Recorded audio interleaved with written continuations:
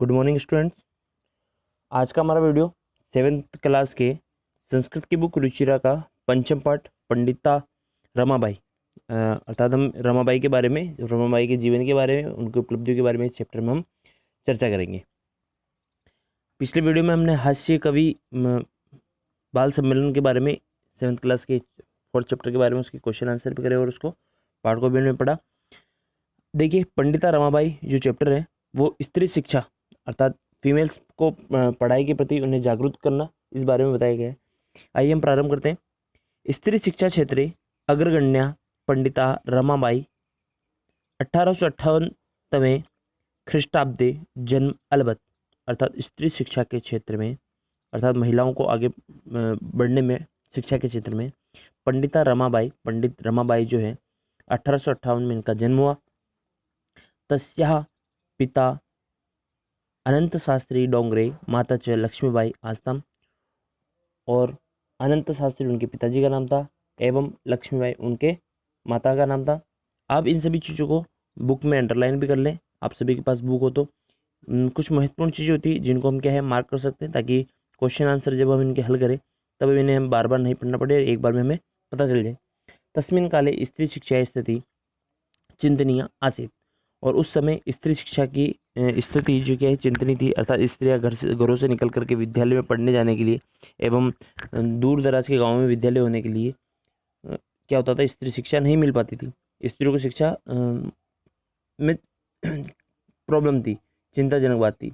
स्त्रीणः कृते संस्कृत शिक्षण प्राय प्रचलित नास्ति। और स्त्रियों में संस्कृत शिक्षा को लेकर के प्राय क्या है प्रचलित नहीं था कि स्त्रियां क्या पढ़े, संस्कृत का पढ़ाई करें, उनके जीवन में कोई लाभप्रद नहीं रहेगी, इस प्रकार की धारणाएं चलती थी।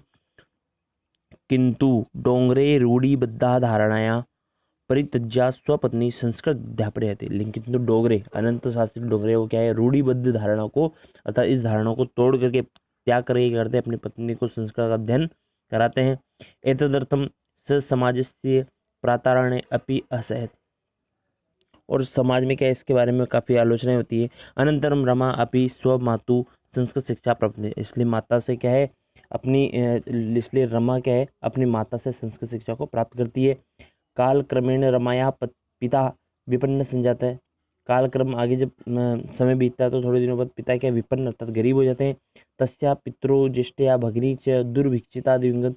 और उनकी क्या है पिताजी की ज्येष्ठ भगिनी वो भी क्या है दुर्भिक्षिता पंडिता काल ग्रसित होकर क्या दिवंगत अर्थात उनकी डेथ हो जाती है, मर जाते हैं वो। तदंतरम रमा स्वज्येष्ठ भ्राता स पदभ्याम समग्र भारतम अभ्रमत। और रमा क्या करती है अपने ज्येष्ठ भ्राता के साथ में मिलकर क्या है पूरे भारत का भ्रमण करते हैं। भ्रमण क्रमे कोलकाता प्राप्तम। और भ्रमण करते हुए कहाँ जाते हैं वो कोलकाता नगर में जाते हैं। संस्कृत वेदुष्येण सा तत्र पंडिता सरस्वती चेती उपाधिता विभूषिता। और वहाँ पर क्या है पंडिता सरस्वती इन उपाधियों से विभूषित होती है। तत्रैव सा ब्रह्म समाजेन प्रभाविता वेदाध्ययन करोत। वहाँ ब्रह्म समाज से प्रभावित होकर वेदों का अध्ययन भी वो वहाँ पर करती है।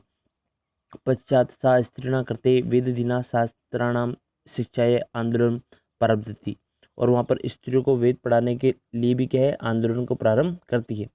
1880 तमे ख्रीष्टाब्दे सा विपिन बिहारी विपिन बिहारी दासेन अर्थात विपिन बिहारी दास इनकी क्या है हस्बैंड का नाम है, इनके साथ में ये बांकीपुर न्यायालय में क्या है विवाह कर लेते हैं। सार्ध एक वर्षात अर्थात 1.5 वर्षों में सार्ध 1 वर्षात अनंतरम तस्या पति दिवंगत। इसलिए मैंने कहा था हम आगे 7th क्लास के व्याकरण चैप्टर में हम क्या समय को भी पढ़ेंगे, जिसमें हम देखेंगे एक वादम द्विवादम त्रिवादम अर्थात समय को जब हम विभाजित करते हो तो एक वादम 1 बज गई, 2 द्विवादम त्रिवादम, और एक के साथ में आधा और मतलब 1:30 बज गई, 2:30 बज गई, 3:30 बज गई, तो उसको हम क्या बोलेंगे सार्ध 1 वादम, सार्ध द्विवादम, सार्ध त्रिवादम। ठीक, इस प्रकार से हम समय का ज्ञान भी क्या करेंगे व्याकरण के चैप्टर में करेंगे। तो सार्ध 1 वर्षात 1.5 वर्ष के अनंतरम के अंतर तस्या पति दिवंगत। और उनके 1.5 वर्ष बाद उनकी पति की हो जाती है डेथ हो जाती है। तदंतरम इसके बाद सा पुत्रया मनोरमया स जन्मभूमि महाराष्ट्र प्रत्यागछत। और वो अपने पुत्री के साथ में मनोरमा के साथ में जन्मभूमि वापस लौट जाती है महाराष्ट्र। नारिणा सम्मान शिक्षाया च स स्वकीय जीवनम अर्पितवती। और नारी शिक्षा में अपना संपूर्ण जीवन अर्पित करती है। हंटर शिक्षा आयोग समक्ष नारी शिक्षा विषय शाश्वत प्रस्तुति। जब हमारे देश का संविधान बनता होता है और शिक्षा किस प्रकार हमारे देश में होनी चाहिए, हमारा देश स्वतंत्र हो रहा है नया, और जब उस शिक्षा कैसे होनी चाहिए, नारियों को किस प्रकार से शिक्षा बांटी जानी चाहिए, इस प्रकार को लेकर के जब आयोग गठन हुआ और अपनी पूरी रणनीति बना रहा था शिक्षा के प्रति, तब वहाँ पर नारी शिक्षा के विषय में भी अपने मत प्रस्तुत करने के लिए रमाबाई को बुलाया गया, निमंत्रित किया गया और वहाँ पर उन्होंने अपने विचार रखे। उच्च शिक्षा इंग्लैंड देश गत थी और इन्होंने इंग्लैंड देश जाकर उच्च शिक्षा की पढ़ाई करी, आगे की पढ़ाई करी। तत्र ईसाई धर्म स्त्री विषय उत्तम विचार प्रभावित हो जाता और इन्होंने ईसाई धर्म में स्त्रियों को लेकर के जो उनके ईसाई धर्म में स्त्री की पढ़ाई के प्रति जो विचार है उनसे प्रभावित हुई। इंग्लैंड देशात रमाबाई अमेरिका देशात गच्छत। उसके बाद इंग्लैंड देश के बाद में क्या है, अमेरिका देश भी गई। तत्र सा भारतस्य विधवा स्त्रीणा सहायतार्थ अर्थ संचय करोत। और वहाँ पर भारत में विधवा स्त्रियों के लिए क्या है, उनकी सहायता के लिए अर्थ मतलब क्या है, धन को भी संचय इकट्ठा करना चालू किया।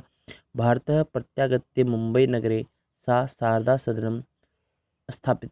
और उन्होंने वापस आकर के मुंबई नगर में, मुंबई शहर में क्या है, इन्होंने शारदा सदन नाम से एक भवन का स्थापना करी। अस्मिन आश्रम, इस आश्रम में निस्सहाय स्त्रीणा निवसन्ति। जो निस्सहाय स्त्रियाँ हैं, जो क्या है समाज में प्रताड़ित हुई है, उनको क्या करते हैं, उनकी सहायता के लिए आश्रम बनाया गया, यहाँ पर वो निवास करते थे। तत्र स्त्रिय मुद्रण टंकन काष्ठ कला आदिना प्रशिक्षण मदि लभन्ते। और वहाँ रह करके क्या है, मुद्रण मतलब क्या है करने के लिए, छपाई का काम, टाइपिंग का काम, काष्ठ लकड़ियों के खिलौने बनाना, प्रशिक्षण, इन सब का प्रशिक्षण वहाँ दिया जाता था ताकि महिलाएं आत्मनिर्भर बने और क्या है अपना खुद का गुजारा खुद चला सके। और उन्हें शिक्षित करने का भी दायित्व क्या था, रमाबाई पे था।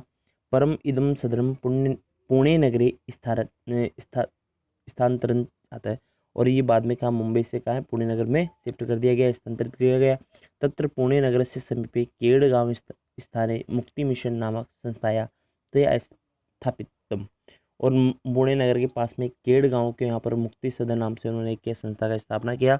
अत्र अधुना अपि निराश्रिता स्त्री ससम्मान जीवन यापते। और यहाँ पर भी क्या स्त्री अपना निराश्रित होकर के इनके पास ही रह करके स्त्रियों के ससम्मान जीवन यापन थी। अब किसी पर दूसरे पर आश्रित नहीं, केवल आश्रम में अपने हाथों से अपना काम करना, पैसे कमाना और यहाँ पर जीवन यापन करने लगी। 1922 तक ख्रिस्टाब्दे रमाबाई महोदया निधन। 1922 में इनका निधन हो गया। साथ देश विदेशानाम अनेकासु भाषासु निपुणता थी, ये देश विदेश के अनेक भाषाओं से निपुण थी। समाज सेवाया अतिरिक्त लेखन क्षेत्रे अपि तस्या महत्वपूर्ण अवदानम अस्ति। इन्होंने क्या है समाज में समाज सेवा करने के अलावा लेखन क्षेत्र में इन्होंने कई सारी बुक वगैरह राइटिंग करी। स्त्री धर्म नीति, हाई कॉस्ट, हिंदू विमेन इति तस्य प्रसिद्ध रचना द्वयम वर्तते। इनकी ये दो रचनाएं जो क्या है प्रसिद्ध है। इस प्रकार से हमने रमाबाई के बारे में देखा। आप सभी नोटबुक में इसके शब्दार्थ को उतार ले। आप सभी के पास बुक है, आप इसके शब्दार्थ को नोटबुक में उतारें एवं अगले वीडियो में हम इसके प्रश्नोत्तर के बारे में भी चर्चा करेंगे।